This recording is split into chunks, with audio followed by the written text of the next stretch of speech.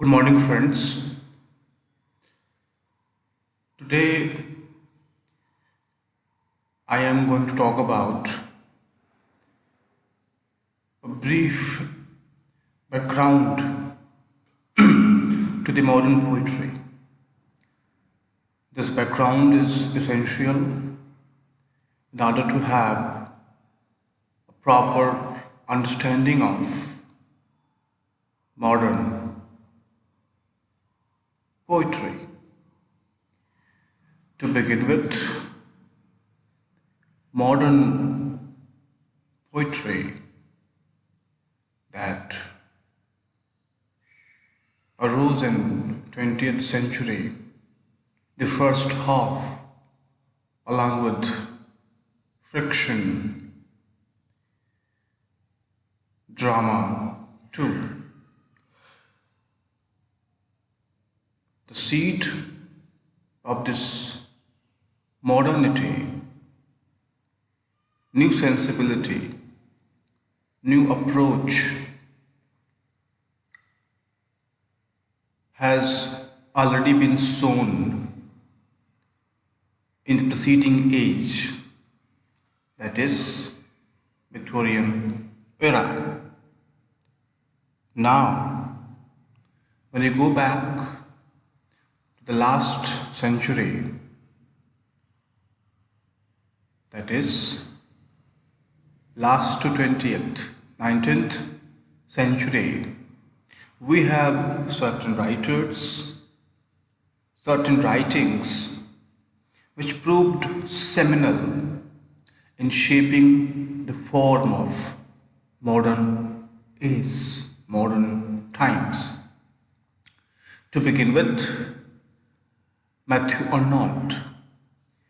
Matthew Arnold is one of those poets of Victorian age who has given voice to the kind of fragmentation, disintegration, futility, anarchy, disbelief, and when we read his criticism, he talks about how in these crucial times science has failed, religion has failed too, and the greatest responsibility of literature springs from these failures. And if you go and read his poem, especially Dover Beach, the way in that poem Matthew Arnold talks about no hope, no certitude, no peace, all broken.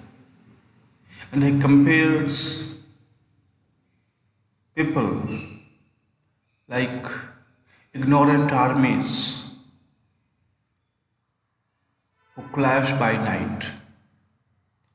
These lines best sum up the kind of disintegration, the kind of disillusionment which we find in modern times, in modern poetry of modernist era of first half of 20th century. Charles Darwin, another important name, who came up with his most famous book on the origin of species.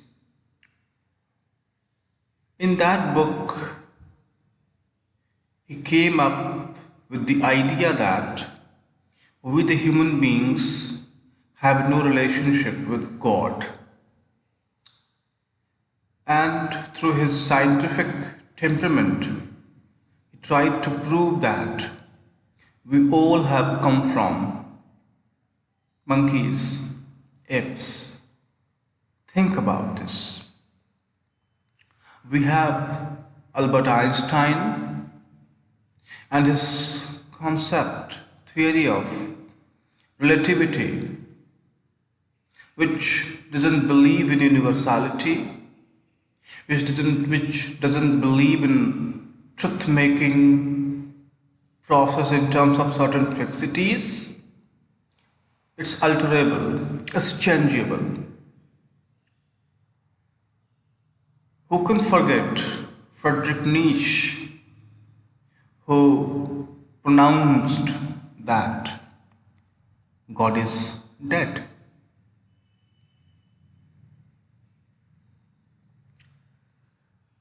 Modern age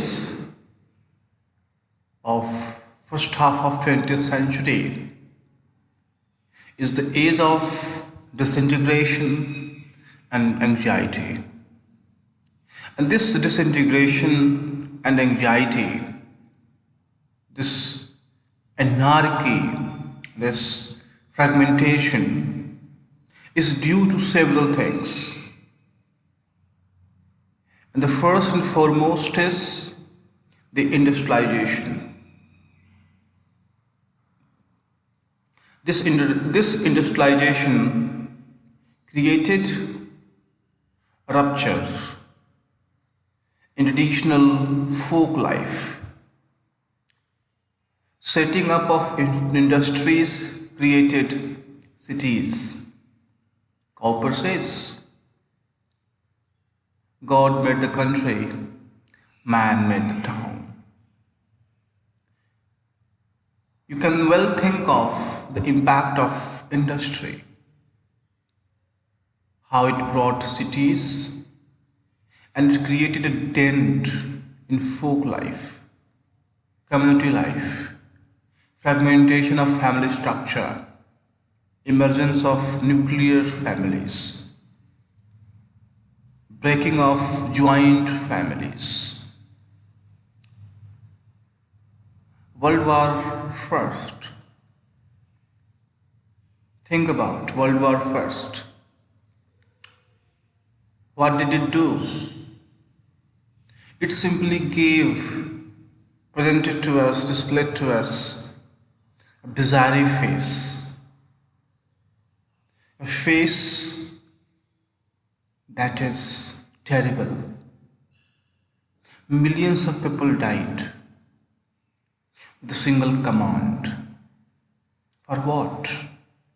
For the glory of the nation, for the pride of the nation. But certainly, I wonder whether that glory or pride is achieved or not.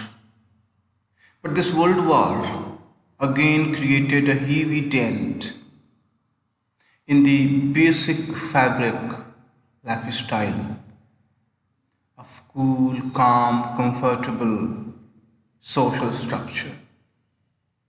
And the result is rupture. Religious crisis. We have already discussed Matthew Arnold, Charles Darwin, who simply gave a fresh jolt to our religious beliefs and integrities.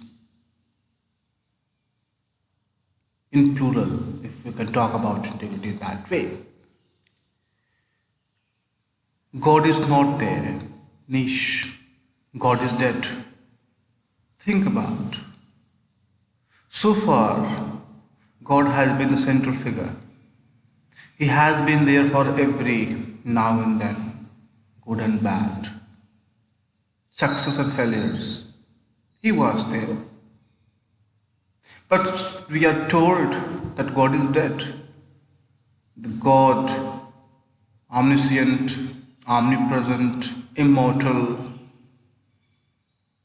even He has been brought to the realm of mundane perceptions. So, religious crisis, industrialization, world war, religious crisis, they all led to the alienation of human beings. First from God, but God is dead. Then to society, but society is fragmented now. It's broken to pieces. It has no adhesive. It has no inherent structure. Structureless. Structureless is the new structure. Family, joint families, big family bond that is into question. And finally, no God, no society, no family, a kind of disbelief, a kind of distrust in one's own self, too. The moral chaos that resulted from various movements, especially the call for the emancipation, freedom, liberty of women.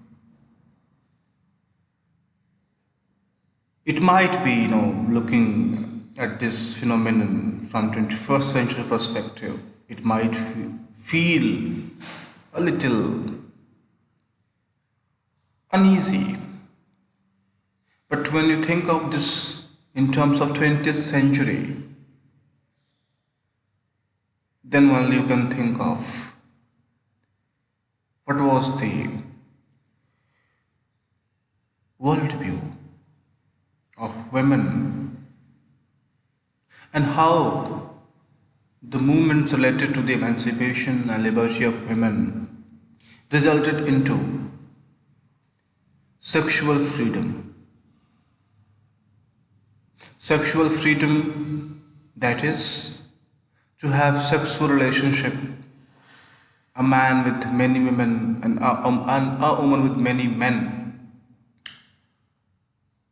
And the very act of sex, which must be canonized, which must be taken as a sacred act, that has been degenerated into the acts as animals do.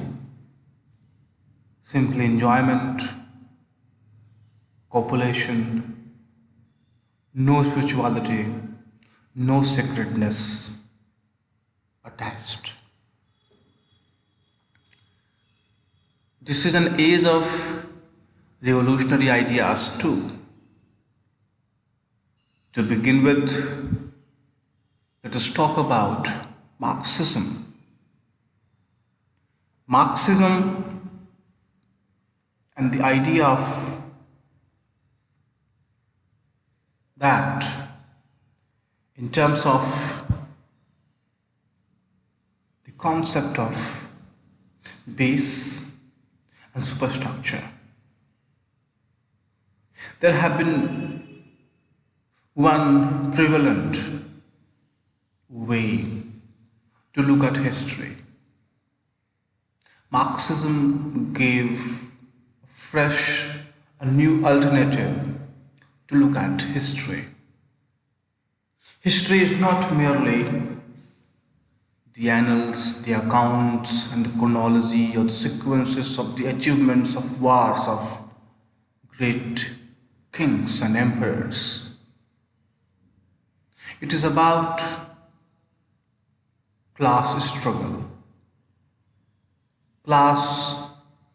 Two classes, bourgeois elite and second proletariat, downtrodden, working class, labor class.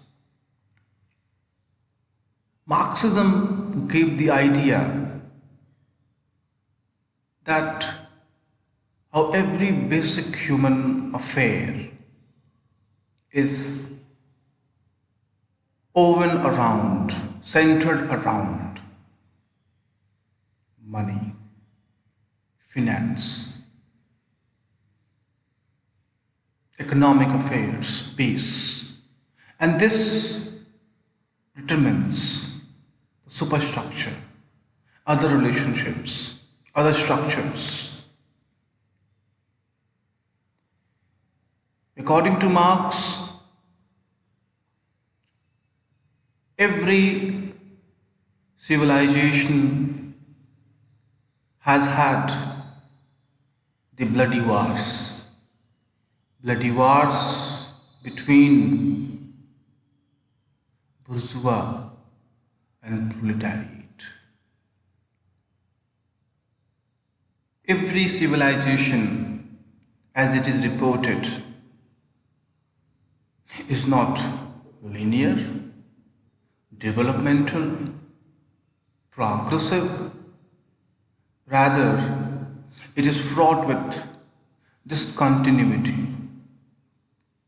This is what Marx has tried to opine in terms of Marxism, and it has a good amount of impression on literary writings, not only of modern days, modern times of first half of 20th century, but even of later times, say it, second half of 20th century, or even 21st century, or even centuries to go.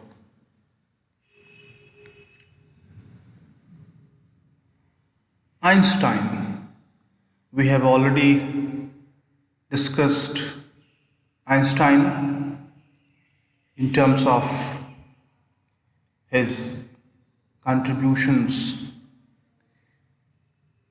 Apart from that famous E equal to mc square, his concepts like theory of relativity and the idea which I was talking in terms of Marxism, there is no continuity, there is no solidity, and there is no causality in nature.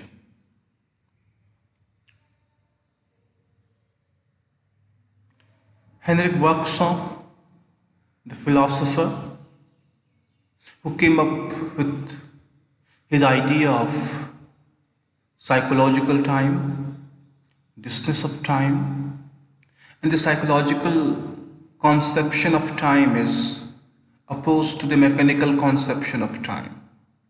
Mechanical aspects of time refer to 9 to 12, 12 to 3, maybe in a chronological sequence, one by one, tick tock, tick tock. But psychological aspects, as Bergson theorizes that, he talks about the concept of duty, that is thisness, and this thisness is that moment where past and future come into a kind of togetherness. While sitting here in this class, in this room, with the help of my mind, brain, I can well go in the past, or I can just bring past into present. I can go into the future, or I can bring future into the present.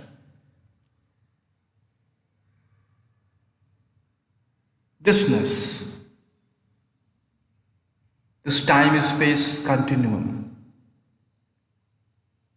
this has a lasting impression, especially when you read the novels of this time, especially the novels based on the technique of stream of consciousness.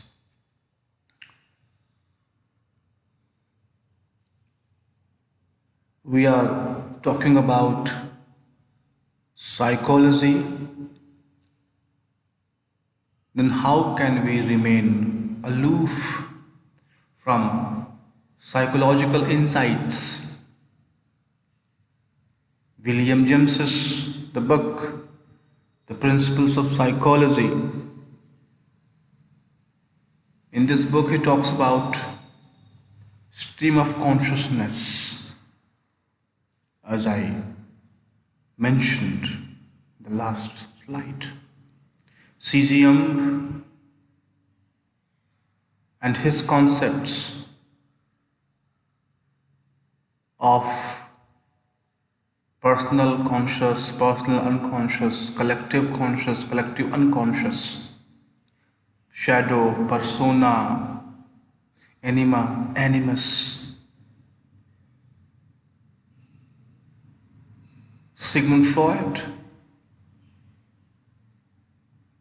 the most revered, controversial psychologist, who came up with the idea of the division of the consciousness in terms of conscious, subconscious, and unconscious. He also talks about id, ego, and superego.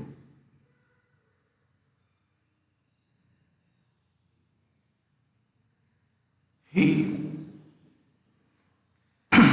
also refers to sexual desire to be the primary motive behind every human act. Sigmund Freud, his concept of penis envy, which has been very controversial, they must be read, understood properly.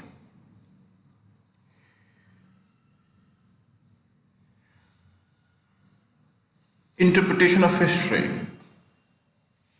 I was talking about Einstein and the way he considers natural processes to be discontinuous, to be fluid, unpredictable. So is the case of history. Discontinuous history, fragmented history. And this discontinuity has well been explicated by Michel Foucault later on. So history is not something which is exclusive, fixed, linear, progressive, developmental. Rather, history, as Giambattista Vico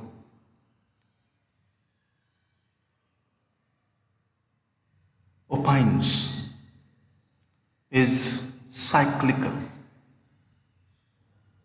As we see, cycle of nature,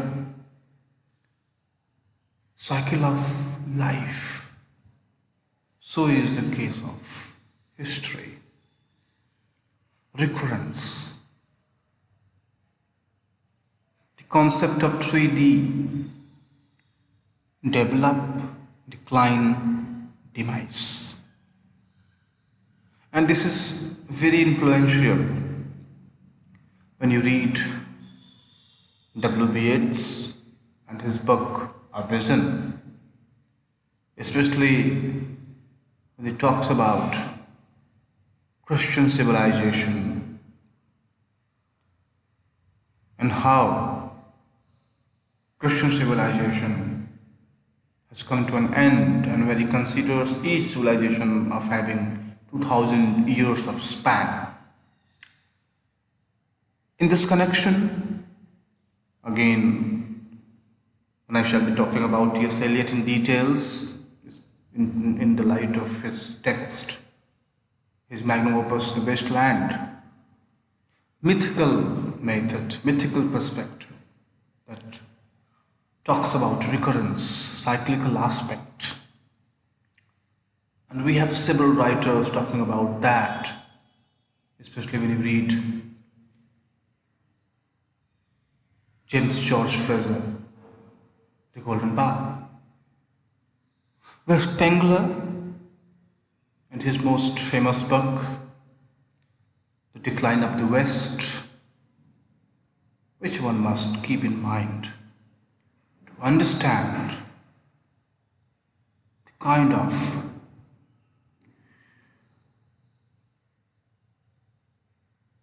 is first half of 20th century was. And this is essential. This is not only about first half of 20th century. It is about succeeding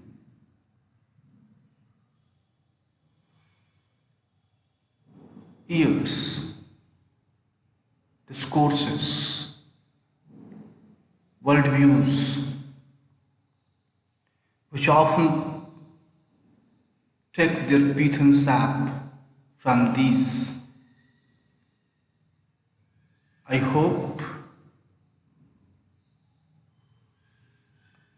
the components which I tried to describe must be of some help to you.